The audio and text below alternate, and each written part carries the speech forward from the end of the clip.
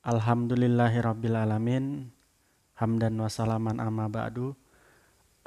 Kawan-kawan, kita sudah sampai di kaidah selanjutnya, yakni pertemuan ke-11 atau 12.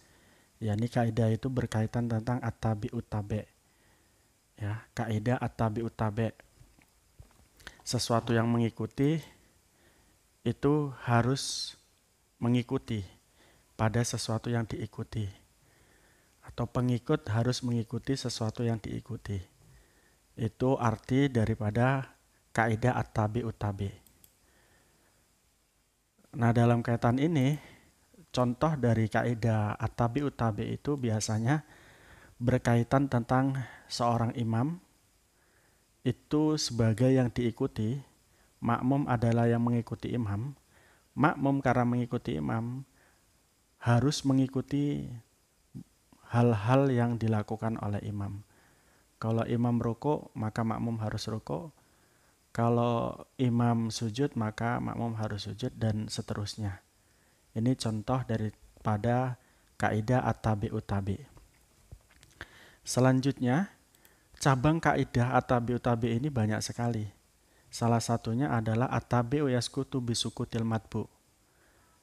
Sesuatu yang ikut itu akan gugur sebab gugurnya sesuatu yang diikuti. Ya, jadi imam atau makmum itu kesunatannya akan gugur ketika makmum menggugurkan kesunatan tersebut. Contohnya, imam tidak melakukan tidak melakukan kunut. Nah, dalam kaitan ini ketika imam tidak melakukan kunut, maka makmum tidak usah kunut sendirian tanpa mengikuti imam. Nah, contoh lain daripada at-tabi'u yaskutu bisukutil matbu' ini adalah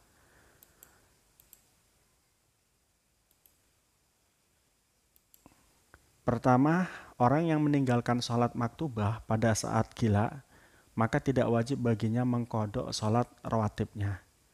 Jadi orang yang meninggalkan sholat maktubah pada saat gila itu kan dia pada saat gila itu tidak wajib melakukan sholat. Dan ketika dia sembuh, dia juga tidak wajib mengkodok sholat yang ditinggalkan dalam keadaan gila. Maka dalam kaitan ini sholat sunnah rawatib pada sholat yang ditinggalkan pada saat gila itu juga tidak wajib dikodok. Ini yang pertama contohnya dari at-tabi'u yaskutu bisukutil matbu', bahwa yang dimaksud tabe di sini adalah sholat rawatib mengikuti sholat maktubah. Ketika sholat maktubahnya gugur atau tidak wajib dilakukan saat pada gila, maka sholat rawatibnya pun juga sunnahnya tidak ada pada saat gila, sehingga dia tidak disunatkan untuk dikodok pada saat setelah sembuhnya. Kemudian penunggang kuda yang meninggal saat peperangan, maka kudanya tidak mendapatkan bagian dari harta ghanimah. Jadi orang yang berperang itu kan mendapatkan harta ghanimah pada saat peperangannya menang, dan pada saat ia meninggal maka ia tidak mendapatkan harta ghanimah. Nah, perbedaannya di situ ada dua klasifikasi orang yang melakukan perang, yakni pertama, orang yang perang dalam menggunakan kuda dan orang yang perang dalam tidak menggunakan kuda. Orang yang melakukan perang atau pasukan perang atau ikut dalam barisan perang Nabi dengan menggunakan kuda, ketika peperangan itu dimenangkan, maka orang tersebut dan kudanya akan mendapatkan harta ghanimah. Akan tetapi orang yang berjalan kaki, dia tidak akan mendapatkan bagian ghanimah dari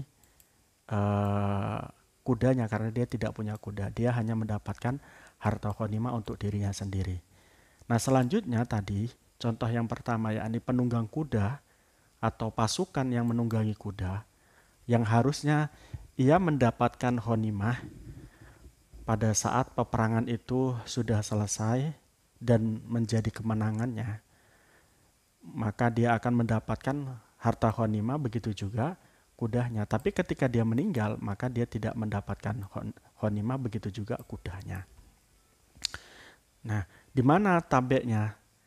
Tabeknya adalah kuda yang mengikuti pada penunggangnya. Jadi kalau penunggangnya mendapatkan harta ghanimah, maka kudanya ketika perang juga mendapatkan harta ghanimah.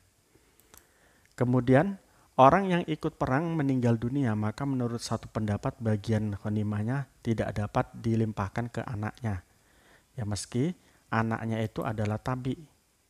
Jadi orang yang meninggal dunia tetap tidak mendapatkan harta ghanimah meski ia punya anak. Itu ya. Kenapa? Karena itu tadi bapaknya sudah meninggal dan tidak dapat ghanimah, tentu anaknya tidak dapat ghanimah.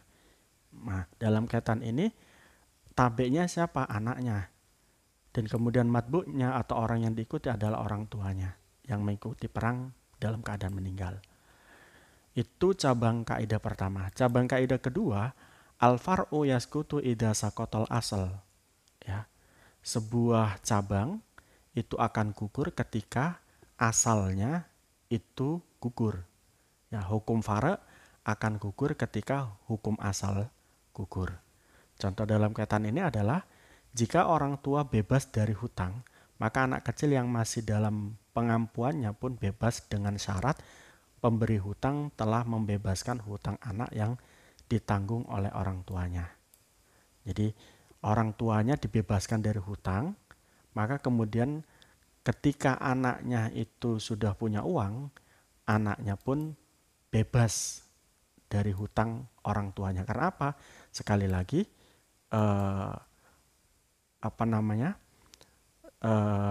bapaknya itu adalah merupakan asal dan anaknya adalah faradnya. Jadi farad mengikuti asal, ketika asalnya gugur hutang daripada pembebasan orang yang memberi hutang. Pada dalam kaitan ini, ketika anak memiliki sesuatu, ya, ketika anak yang dikandung itu memiliki sesuatu nanti ketika dia dilahirkan, maka dia tidak wajib membayar hutang orang tuanya. Karena apa? Sekali lagi, sudah dibebaskan hutang orang tuanya, sehingga anaknya pun tidak berkaitan dengan hutang orang tuanya itu. Yang kedua, contoh yang kedua adalah jika seorang suami mengaku dia telah dihulu istri, tetapi istri mengingkarinya, maka tetaplah talak bain. Jadi, hulu itu kan dijatuhkan oleh istri kepada suami. Nah, dalam kaitan ini, istri tidak mengatakan dia menghulu suaminya, tapi suami mengatakan dia dihulu oleh istrinya. Dalam kaitan ini, apa yang dilakukan oleh suami itu secara otomatis akan terjadi talak bain. Tentunya dalam kaitan ini adalah talak bain sugroh ya, bukan kubroh.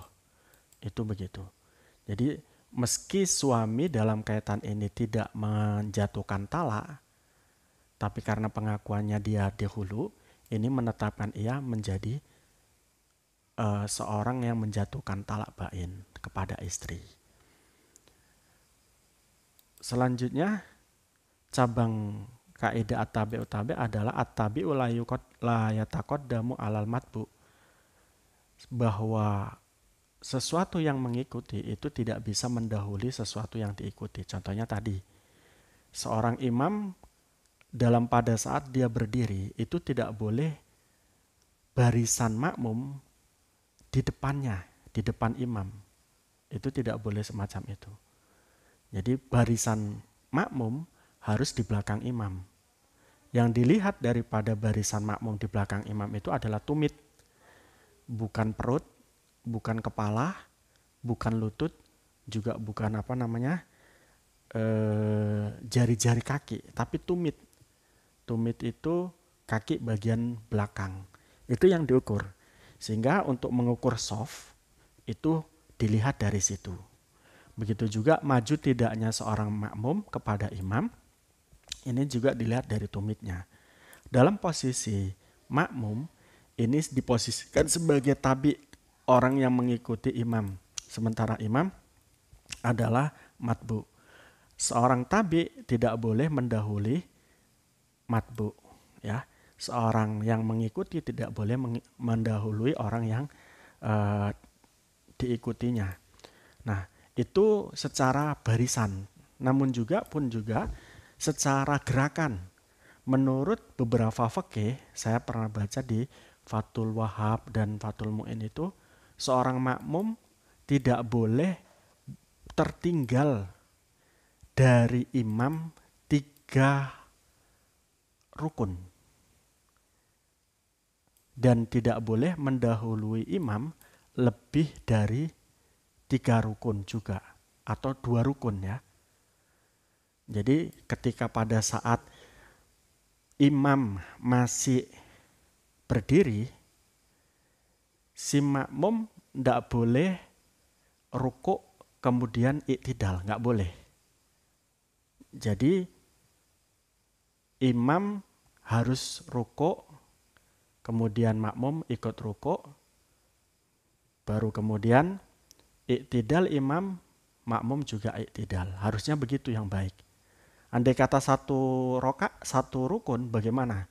Contohnya, imam masih berdiri untuk baca surat atau Al-Fatihah, ternyata makmum sudah ruku. Ini masih 1 rakaat. Ini tidak apa-apa mendahului imam 1 rakaat. Tapi kalau sudah 2 rakaat, ini menurut satu pendapat membatalkan. Ada juga yang mengatakan 3 rakaat. Jadi seorang makmum mendahului imam dalam pada saat melebihi daripada 2 rukun, 2 rukun bukan 2 rakaat. 2 rukun maka akan membatalkan sholat. Begitu juga tertinggal 2 rukun, itu pun juga tinggal 3 rukun atau 2 rukun itu juga membatalkan sholat. Contohnya apa? Jadi imam dalam keadaan membaca Al-Fatihah, ternyata makmum sudah iktidal atau sudah sujud. Itu 3 rukun. Maka dalam kaitan ini itu tidak diperkenankan, sudah batal menurut satu pendapat. Jadi ketinggalan 3 rakaat akan membatalkan, melebihi 2 rakaat pada imam itu juga membatalkan. Itu menurut fikih begitu. Maka at-tabi'u la yuqaddamu alal matbu. Seorang tabi' tidak boleh mendahului matbu, atau imam atau makmum tidak boleh mendahului makmum tidak boleh mendahului imam. Itu. Dalam kaitan ini, contoh yang paling real sebagaimana di dalam slide saya adalah seorang yang memiliki tanah melakukan akad muzaraah, ya, dan ia mengatakan kepada pihak yang diajak kerjasama, akad muzaraah itu akad menanam ya. Dia mengatakan kepada orang yang diajak kerjasama agar mengelola tanahnya untuk ditanami, dia mengatakan tanami tanah ini dengan pohon kurma dan anggur. Kemudian pihak yang diajak kerja menanami tanah milik pemilik tanah tersebut, menanami kurma. Maka sah hukum akad muzaraahnya. Karena apa? Tadi disebutkan 2 hal, tanami kurma dan anggur. Nah, sementara yang ditanam oleh pemilik pekerja adalah kurma. Dalam kaitan ini itu masih dianggap sah karena at-tabi'u la yuqaddamu alal mabu, bahwa apa yang diucapkan tadi, apa yang diucapkan oleh si pemilik tanah, tanami kurma, ini tidak melanggar karena kurma yang ditanam, ya. Kemudian makmum tidak dapat mendahului imam dalam lebih 2 rukun. Ini yang saya katakan tadi, atau makmum posisinya sholatnya tidak dapat lebih maju dibanding imamnya. Tadi saya sudah jelaskan. Selanjutnya kaidah yang muncul dari kaidah at-tabi'u tabi adalah yukhtafaru fit tawabi ma la yukhtafaru fi ghairiha. Ya, diampuni untuk pengikut dan tidak diampuni sesuatu yang bukan menjadi pengikut. Nah, contohnya apa? Contohnya di sini sujud tilawah dalam sholat diperkenankan karena bacaan sujud tilawah merupakan bagian daripada sholat. Jadi yukhtafaru fit tawabi ma la yukhtafaru fi ghairiha. Nah, sujud tilawah itu mengikuti bacaan tilawah, kan gitu. Nah, dalam keadaan dibaca bacaan tilawah pada saat sholat, maka sujud tilawah ini dilakukan. Bacaan tilawah itu adalah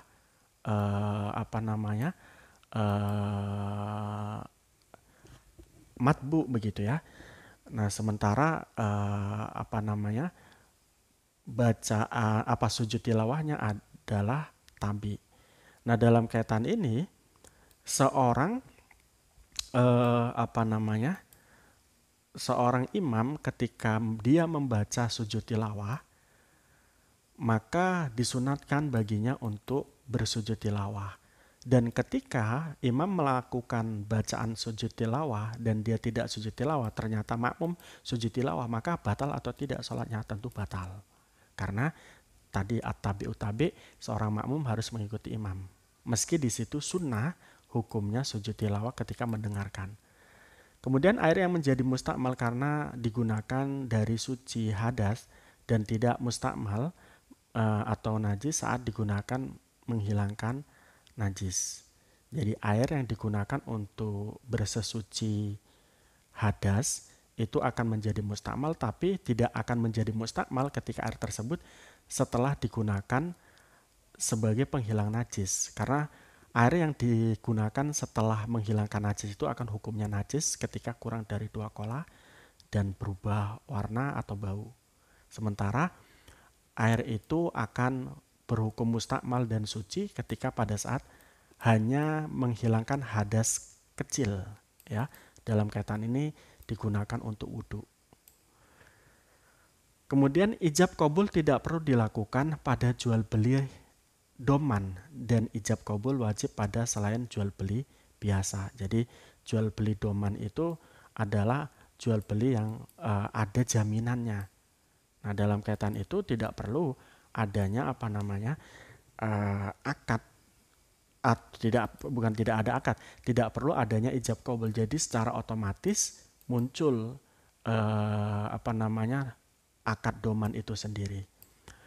Kemudian tidak sah menjual tanaman yang masih belum siap panen, kecuali dengan syarat dipanen secara langsung, tidak menunggu tua. Karena menjual tanaman yang belum siap panen dengan tanahnya itu diperkenankan. Jadi ini menurut pendapat ulama yang lain diperbolehkan ya. Jadi jual beli hasil panen yang masih belum dipanen itu ada yang mengatakan beli, nanti istilahnya jual beli taksir, itu diperkenankan. Tapi di sini ada yang mengatakan tidak diperkenankan karena dalam kaitan menjual tanaman tersebut ini hendaknya disyaratkan adanya penjualan tanah yang mana tanah tersebut menjadi media tanam daripada tanaman yang dijual. Nanti ingat saya itu ada jual beli taksir, di mana seorang penaksir daripada padi itu melakukan taksiran kepada padi yang masih ditanam, itu diperkenankan. Nah, tentunya punya alasan sendiri ya, di mana munculnya tidak diperkenankan jual beli tanaman atau jual beli sesuatu yang masih ditanam dan belum dipanen, itu adalah ketakutan terhadap horor atau penipuan dalam kaitan belum diketahui jumlah daripada apa yang nanti dipanen, itu begitu, sehingga ini diharamkan ya. Mewakafkan sesuatu pada diri sendiri tidak diperkenankan, dan apabila seseorang mewakafkan sesuatu pada orang fakir, lalu orang fakir mewakafkan barang yang didapat dari orang mewakafkan, ia mewakafkan untuk dirinya sendiri, maka diperbolehkan. Jadi mewakafkan untuk diri sendiri tidak diperbolehkan. Tapi ketika kita mewakafkan kepada orang kafir dan pada gilirannya apa yang didapat dari orang kafir dari wakaf itu kemudian diwakafkan, ia mewakafkan untuk dirinya sendiri, ini diperbolehkan. Jadi ada perbedaan di situ. Selanjutnya kaidah yang terakhir dari kaidah at-tabi'u tabi adalah at-tabi'u la yufradu bil hukmi li'annahu innama ju'ila tabi'an. Tabe atau sesuatu yang mengikuti itu tidak dapat dipisahkan dari hukum. Karena apa? Karena innama ju'ila tabi'an, karena ia merupakan bagian daripada sesuatu yang ikut. Contohnya begini, hewan yang masih dalam kandungan. Ketika hewan yang masih dalam kandungan itu belum lahir dan ibunya dibeleh, maka penyembelihan hewan yang ada masih dalam kandungan itu mengikuti ibunya, itu ya, mengikuti ibunya. Kalau seandainya hewan yang di dalam kandungan itu mati atau janin itu mati, maka sudah tidak usah menyembelih lagi gitu artinya. Tidak usah menyembelih lagi janin yang ada pada induk yang disembelih. Itu begitu. Dalam kaitan ini contohnya adalah seorang mengelola tanah yang memiliki batas kepemilikan atas tanah tersebut. Maka hukum batas tanah tersebut adalah hukum dengan tanah yang dikelola. Jadi batas tanah itu mengikuti tanah. Ketika tanah tersebut dijual, maka batas tanah juga dijual. Intinya itu. Nah ini yang kedua, hewan yang dalam kandungan hukumnya sama. Ini tadi yang saya katakan. Jadi andai kata kita punya lembu, yang lembu ini hamil. Dan pada saat hamil kemudian kok dia mau mati, kemudian kita beleh. Nah di dalam kandungan itu ada janinnya. Kemudian ketika kita beleh, hewan yang di dalamnya pun ikut mati. Maka bagaimana hukum daripada daging hewan tersebut, yakni hewan janin tersebut di dalam rahim? Tentu dalam kaitan ini halal meski belum disembelih. Nah, dalam kaitan ini bagaimana logika hukumnya? Logika hukumnya adalah at-tabi'u la yufradu bil hukmil anau innama ju'ila tabi'an. Itu tadi. Jadi hukum daripada anak itu mengikuti hukum induknya. Ketika induknya dibeleh, anaknya juga sudah dikatakan disembelih. Nah, beda lagi kalau seandainya anaknya itu masih hidup ketika ibunya disembelih, kemudian perutnya dibuka, anaknya masih hidup. Ketika sudah di luar itu dikeluarkan masih hidup dan kemudian mati. Ini beda. Dia tidak menjadi halal karena apa? Dia bukan mengikuti induknya karena sudah dikeluarkan. Nah, kemudian ada juga contoh set ya. Kita biasanya makan jambu, itu biasanya ada ulatnya. Boleh tidak kita makan jambu dan ulatnya itu? Boleh ya. Kalau seandainya kita tidak pisahkan ulat jambu itu dari jambunya. Tapi kalau seandainya kita pisahkan ya, kita ambil jambu tersebut, kita belah, pisahkan ulatnya, kemudian kita makan jambunya dan kemudian makan ulatnya. Ini yang nggak boleh karena ketika sudah dipisahkan sudah tidak lagi menjadi tabe, melainkan sudah mungfasil atau terpisah. Begitu. Jadi ini yang mungkin bisa saya sampaikan berkaitan tentang kaidah at-tabi'u tabi'. Silakan ditanggapi.